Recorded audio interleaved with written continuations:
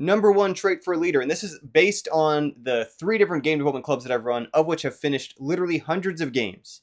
Each of those made by a team on multi-month schedules, usually built by amateurs, people who are new to the field, inexperienced at it, and yet still finish their games. Hundreds of finished games from Game Creation Society, GameDev, and now Game Keto Club.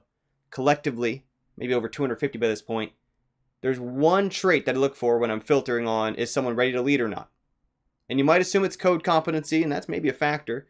You might assume that it's interpersonal skills, and that's maybe a factor. But there's one key trait that if they have it, I know the team's going to turn out fine. And if they do not have it, I know the team's going to wind up in trouble. And that trait that I look for in those meetings and figure out, is this person ready to lead a team that's going to release their game, is, are they brave enough to ask for help? That if they're willing to ask for help, and that includes externally and internally. That includes off their team. That includes asking me for help if they get stuck. That includes seeking the answers outside of their team if they don't know something. That includes asking people on the team to help delegate the work.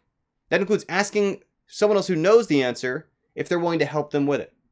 Because someone who's willing to ask for help, there's nothing that can't stop them. Because someone's always going to know the answer. I'm going to know the answer. Another lead's going to know the answer. Someone on their team will know the answer. Nothing can stop them. If they think that they are supposed to somehow know all the answers in order to lead, they're bound to fail.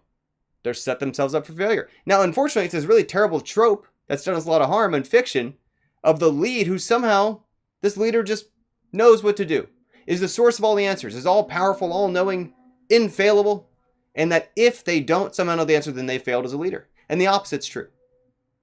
It's the people who are willing to lead, that are willing to ask questions, that are prepared to lead, that have the maturity that it takes, who aren't caught up in this prideful ego of thinking that either they know the best possible answer or it's not worth knowing.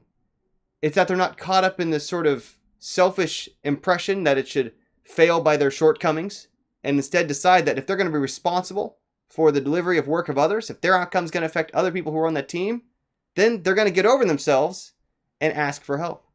And once again, if someone asks for help, nothing can stop them. If they won't ask for help, I wouldn't bet on them even if they're smart. They're just not ready to do it.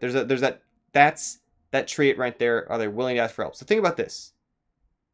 Are you willing to ask for help? And that's really a one-to-one with, are you ready to lead? Are you prepared to be a leader? Are you willing to ask for help? That's the thought for the day. Thanks for always tuning in. I'll have another video for tomorrow.